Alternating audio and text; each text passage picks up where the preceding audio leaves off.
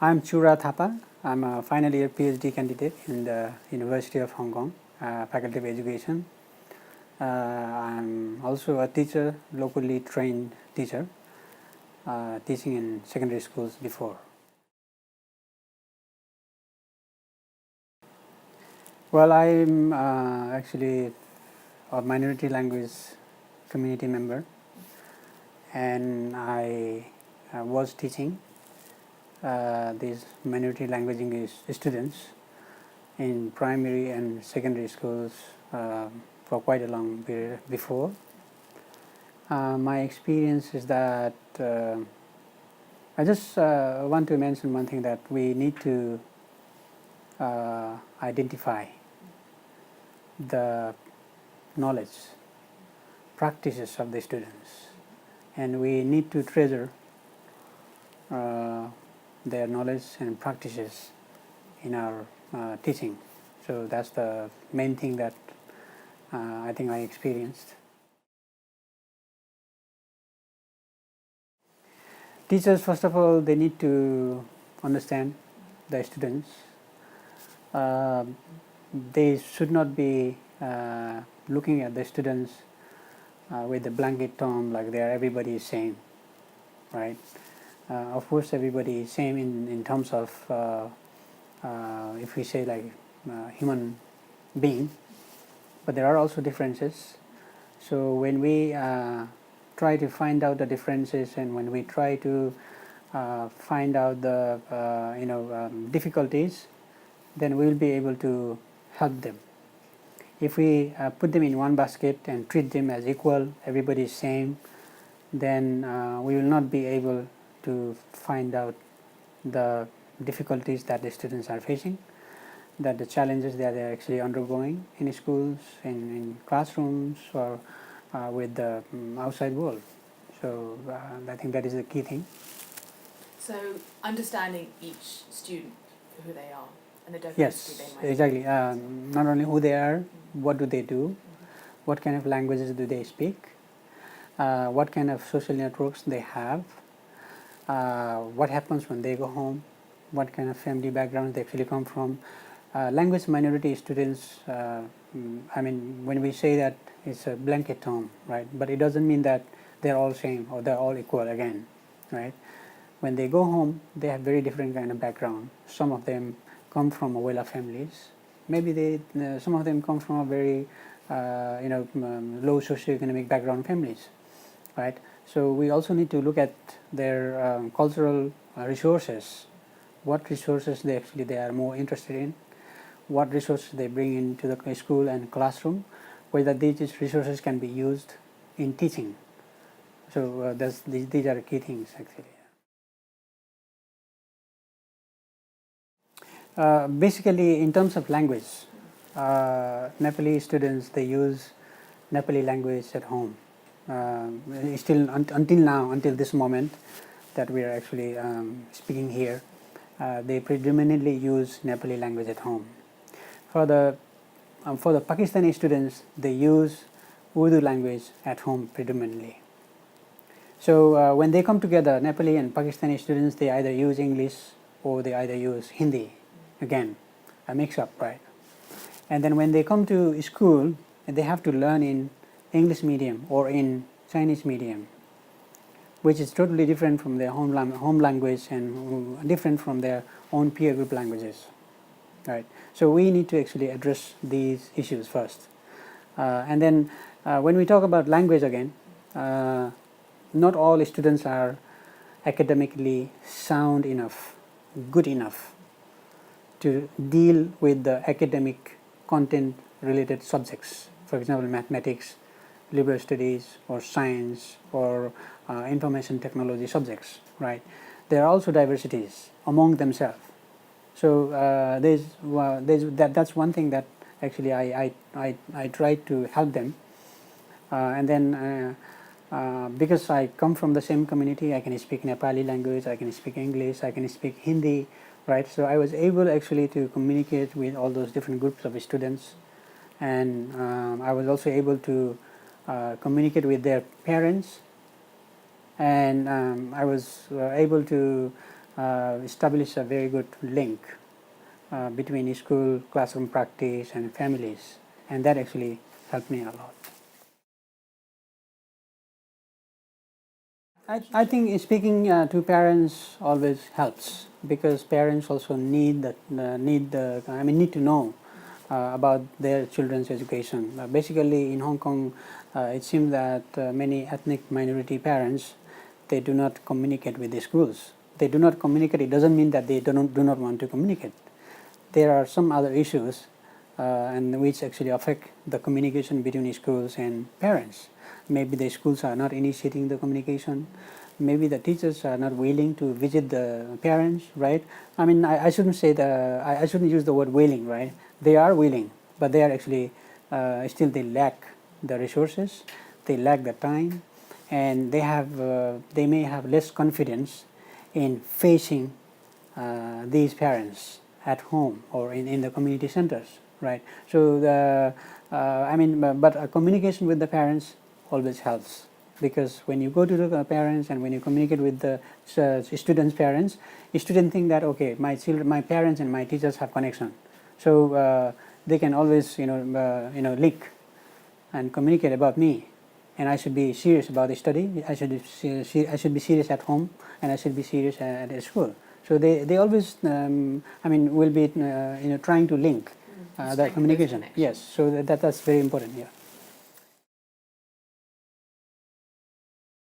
As I said earlier, for example, drawing on the knowledge of the students and understanding them and communicating with them.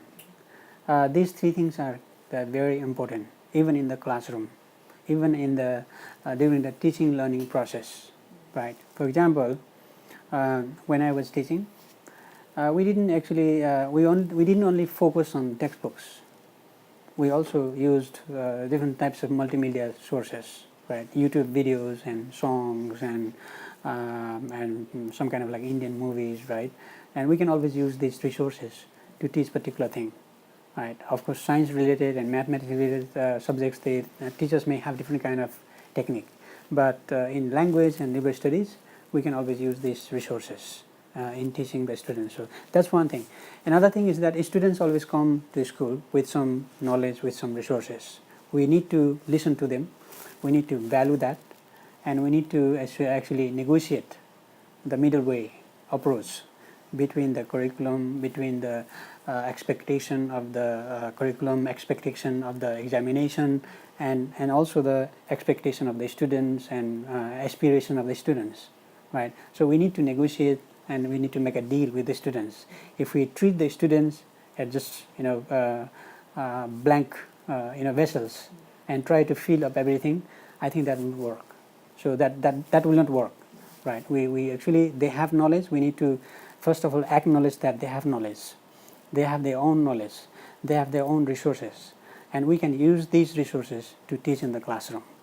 For example, like I mentioned earlier, some of the students are pretty good in English. We can actually get the help of those students in helping their classmates, helping their peers, right? So we can always have a kind of like negotiation and talk and deal making with the students, and that helps. Yeah. A lot of things, I think, right? First of all, they need to know, they need to accept the reality that Hong Kong has quite a large number of ethnic minority students, and they are part of Hong Kong, no matter they speak Chinese or not, right?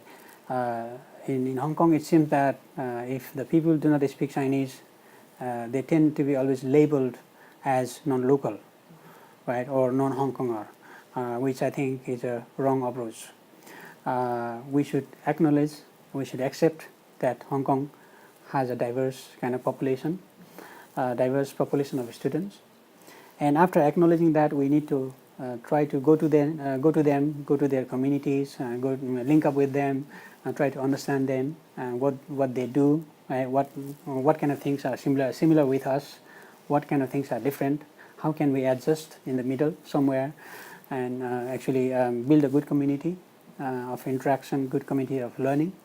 That's the most important thing. Another thing is that many, how to say, like it seems that many of the organizations in Hong Kong now have started celebrating the cultural practices, for example, dancing and costumes and things like that in Hong Kong. But in the school and classroom, that is not enough. Not only celebrating their cultures with them, but we also let the local Chinese students know what their practices are, and vice versa. For example, we can actually bring the students, language minority students, to some Chinese cultural practices, and at the same time we can also bring the Chinese students to watch the different kind of performances and songs and musics of the language minority students. So that actually interaction really helps to build the understanding and also to learn at the same time. And do you think that also helps within the classroom as well? It does. It does help a lot. It does really help, because if you have that kind of classroom where there are students from diverse cultural backgrounds, ethnic backgrounds, including Chinese, so if they are actually exposed this kind of different kind of cultural practices, they will know what other people do, what other people practice, and they will know how to respect that and how to value that, and they will also try to learn from that. Well, first of all, what I should say that the way we learn to teach, for example, what you should do pre-lesson or before the lesson, and what should the class look like during the lesson, and what should be the class looking like after the lesson.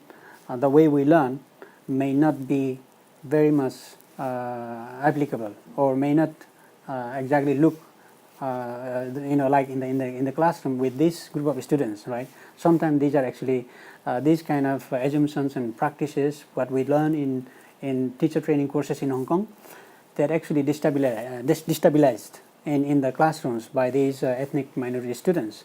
And then sometimes what happens, like when we expect that students remain silent when the teachers are delivering lesson, keep listening, right?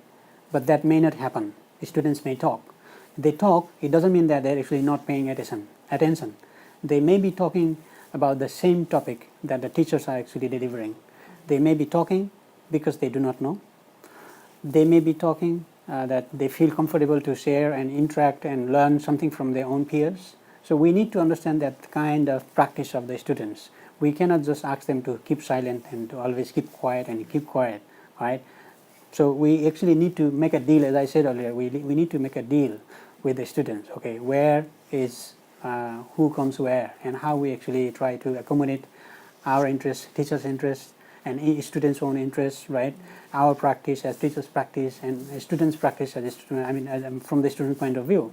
So that sort of thing, then maybe teachers, the newly trained teachers who go to the classrooms full of language minority students, they may need to understand that. Second thing is that in Hong Kong, it seems that disciplining students is becoming very, very popular since the very traditional times, I should say. But we need to know what discipline means, right? We need to understand what is discipline for whom, right? Are we disciplining the students in our own terms, or we are also trying to negotiate with the students and disciplining them, right? If we try to negotiate with them, if we try to communicate with them, I don't think that students are that naughty and that bad, right? Everybody is so good. But if we do not communicate, everybody will become, how to say, like undisciplined, right? So that's second thing in terms of discipline. And also uniforms in Hong Kong becomes very important. I don't know why. Tidy uniform and talking the short and things like that. These may not be followed by the students in the school or in the classrooms, and sometimes like teachers need to be more accommodative, right?